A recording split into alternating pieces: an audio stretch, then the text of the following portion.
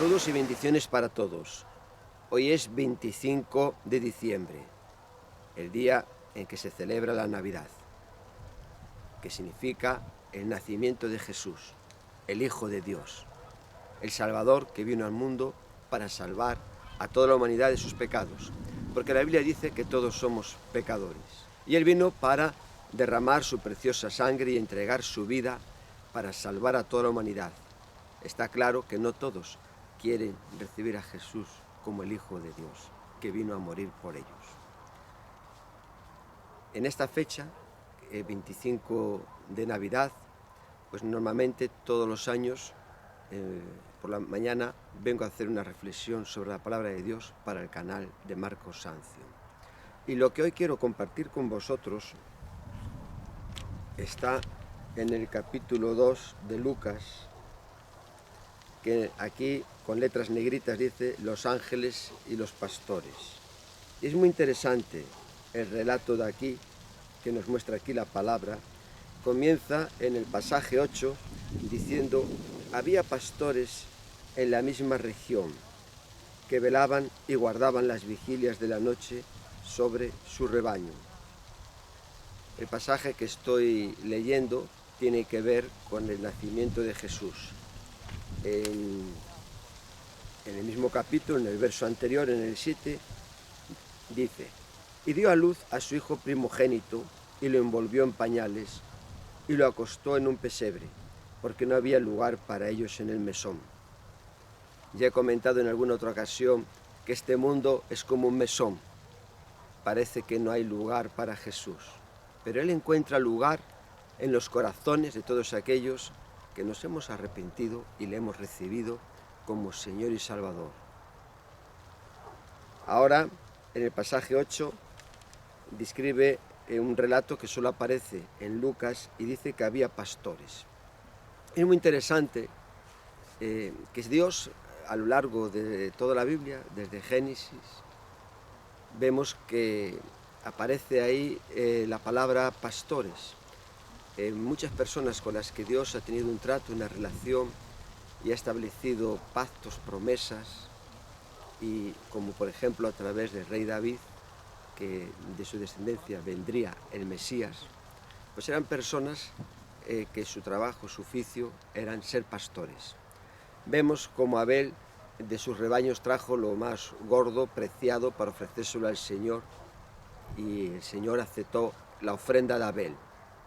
No así la de Caín, porque no estaba en su corazón dar lo mejor al Señor. Pero en cambio Abel, lo más gordo, lo mejor que tenía de su ganado, de las ovejas, le ofreció al Señor.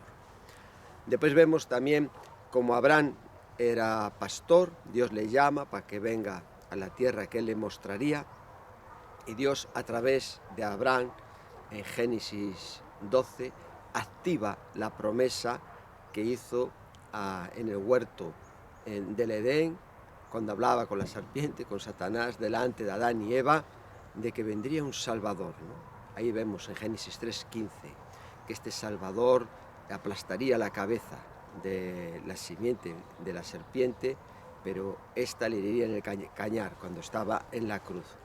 Y así vemos a lo largo de la Biblia como Isaac, Jacob, que allí en Betel, cuando estaba allí recostado, durmiendo, tuvo esa visión de ver una escalera al cielo, ver cómo bajaban y subían los ángeles, y allí estaba Dios, ¿no?, en su trono. Después José, vemos también como el rey David era pastor, cuidaba de las ovejas de su padre, y también cuando venía un oso, un león, pues él ahí les hacía frente y le arrebataba al corderito, a la oveja que se querían llevar. Moisés también estuvo 40 años pastoreando en el desierto. Su esposa era pastora, como también Raquel era pastora, la esposa de Jacob. Entonces vemos que a lo largo de toda la Biblia hay hombres y mujeres de Dios que eran pastores.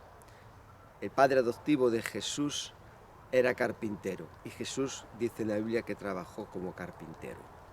Pero aquí vemos que en esa noche del nacimiento de Jesús había pastores.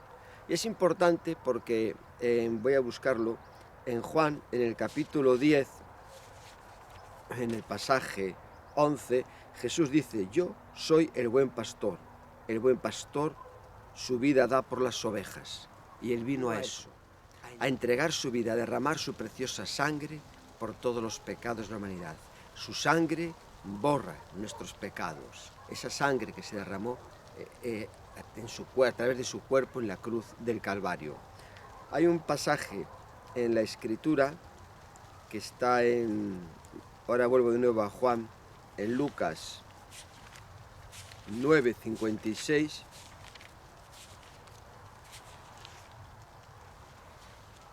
Hoy la verdad que no hace mucho frío. Dice, he dicho en Lucas 9:56, porque el Hijo del Hombre no ha venido para perder las almas de los hombres, sino para salvarlas. Después, en 1 de Timoteo 1:15, el apóstol Pablo escribe: palabra fiel y digna de ser recibida por todos, que Cristo Jesús vino al mundo para salvar a los pecadores, de los cuales yo soy el primero. Y vamos a Hebreos, y aquí también en el capítulo 9, en el verso 26, dice la palabra de Dios. Bueno, el 27, el 26. De otra manera, le hubiera sido necesario padecer muchas veces desde el principio del mundo, pero ahora, en la consumación de los siglos, se presentó una vez para siempre por el sacrificio de sí mismo para quitar de en medio el pecado. Y en el capítulo 1 vemos que dice,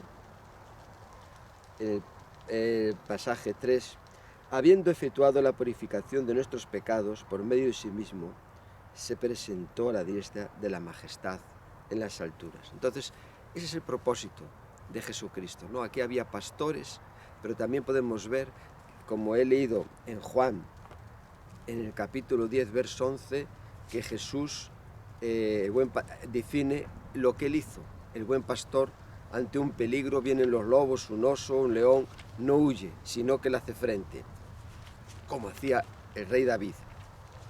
Y Él aquí dice, en el capítulo 10, dice, hablando sobre Él: porque por eso me ama el Padre, porque yo pongo mi vida para volverla a tomar. No es que a Jesús en la cruz le quitaron la vida, sino que Él puso su vida, entregó su vida. Todo lo que Jesús iba a hacer en este mundo ya estaba precipitado, escrito en el rollo.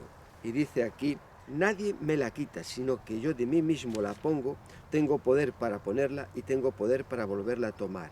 Este mandamiento recibí de mi Padre, ¿no? Entonces Dios, en la segunda persona de su Trinidad, Jesucristo, toma forma humana y viene aquí a morir por todos los pecadores. Esto lo estamos viendo aquí, y en Hebreos, en el capítulo 10, dice, por las cosas que voy ahora a seguir leyendo en Lucas, dice en el verso 5, por lo cual, entrando en el mundo, dice, en referencia a Jesucristo, sacrificio y ofrenda no quisiste, mas me he preparado cuerpo, holocaustos y expiaciones por el pecado no te agradaron. Entonces dije: he aquí vengo, oh Dios, para hacer tu voluntad, como en el rollo del libro está escrito. Entonces Jesús vino para cumplir lo que Dios, el Padre, le había enviado.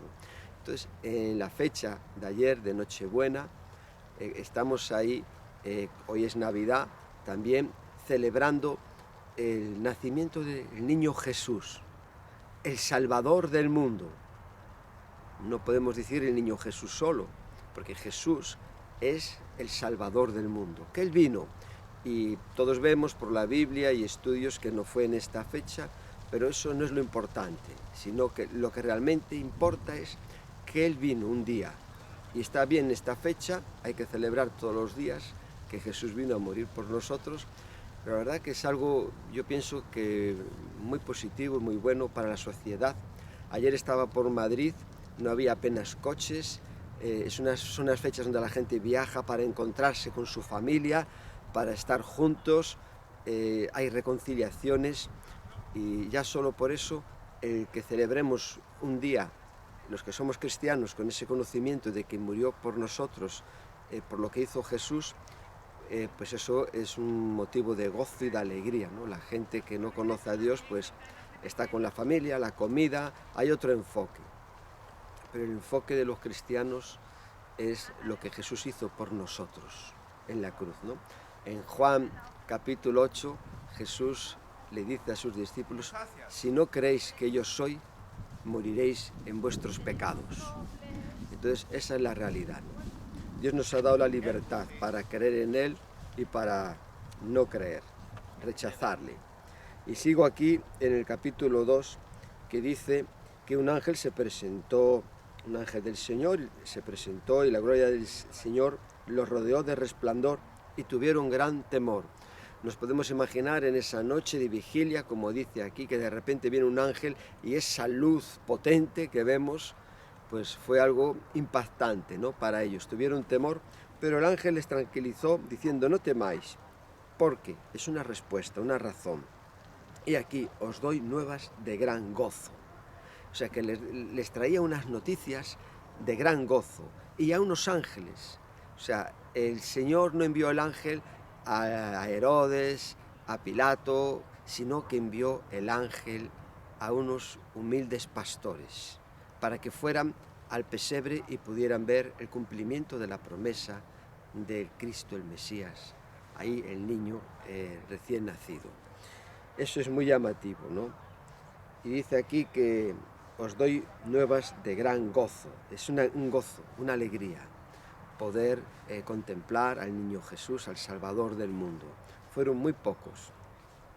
Dice que será para todo el pueblo, no era algo para ellos, sino que era para compartir con todo el pueblo lo que ahí habían visto.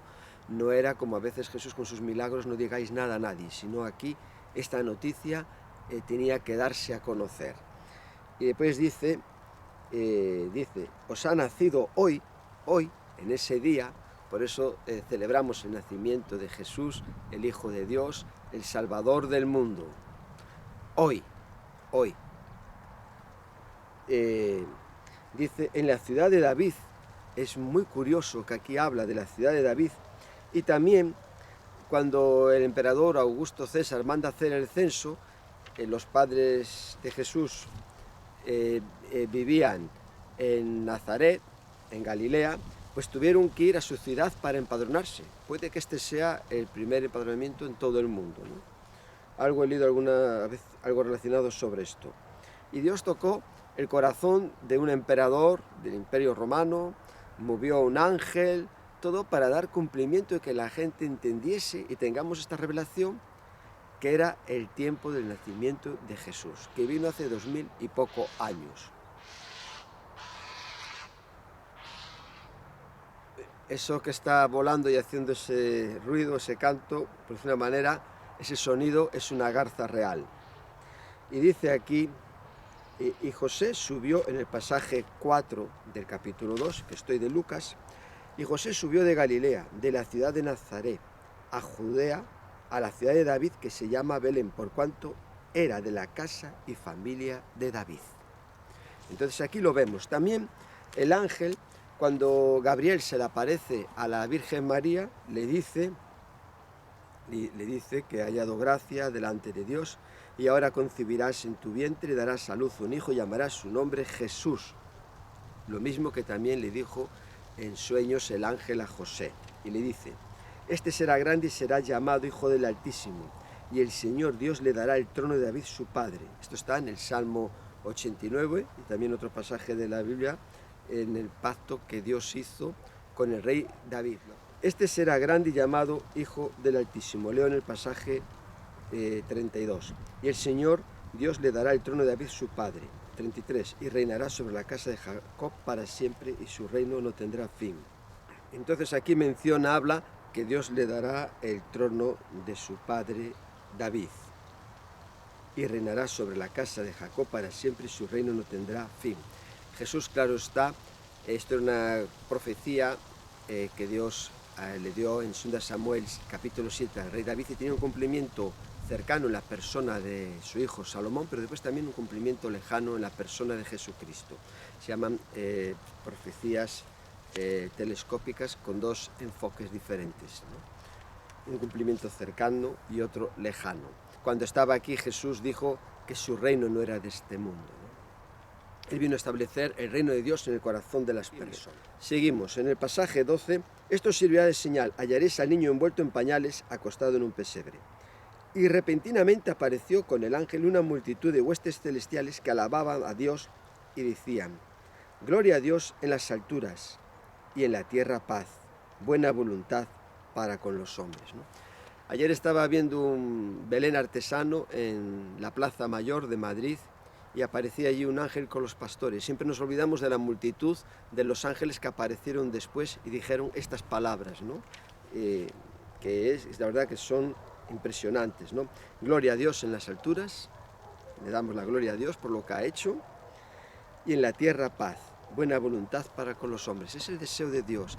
Dios a través de Jesucristo trajo la paz.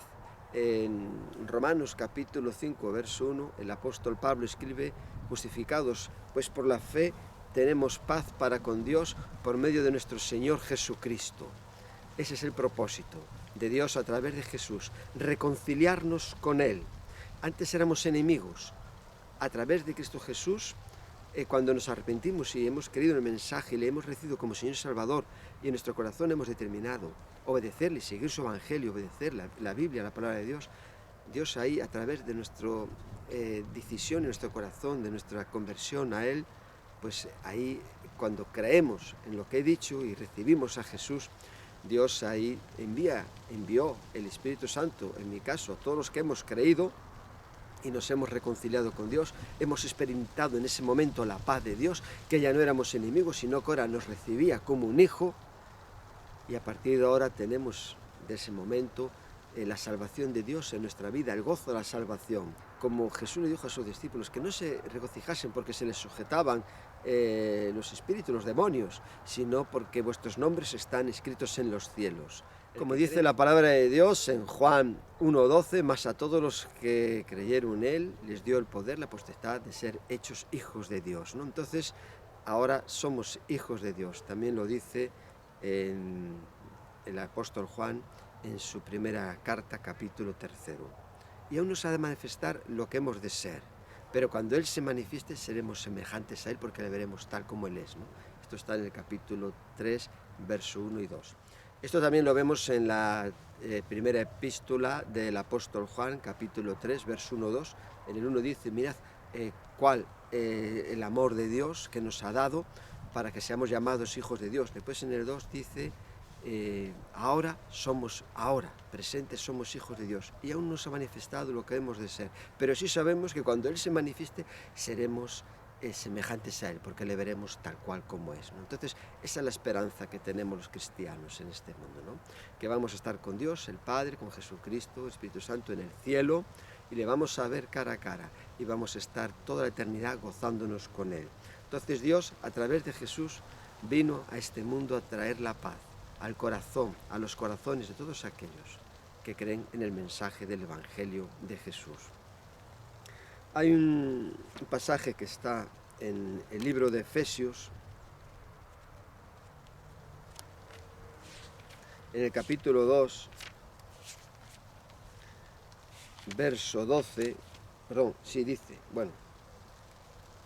en el 14 dice, porque Él es nuestra paz, que de ambos pueblos hizo uno, derribando la pared intermedia de separación, aboliendo en la carne las enemistades, la ley de los mandamientos expresados en ordenanzas, para crear en sí mismo de los dos un solo y nuevo hombre, haciendo la paz, y mediante la cruz reconciliar con Dios a ambos en un solo cuerpo, matando en ella las enemistades. Aquí está hablando entre el pueblo de Dios, que Él había escogido, los judíos, y el nuevo pueblo que Dios vino a establecer a través de Cristo Jesús, que ahí ya tenemos entrada todos, como dice aquí en este mismo capítulo, en el pasaje 18, por medio de Él, de Cristo, Los unos y los otros tenemos entrada por un mismo espíritu al Padre.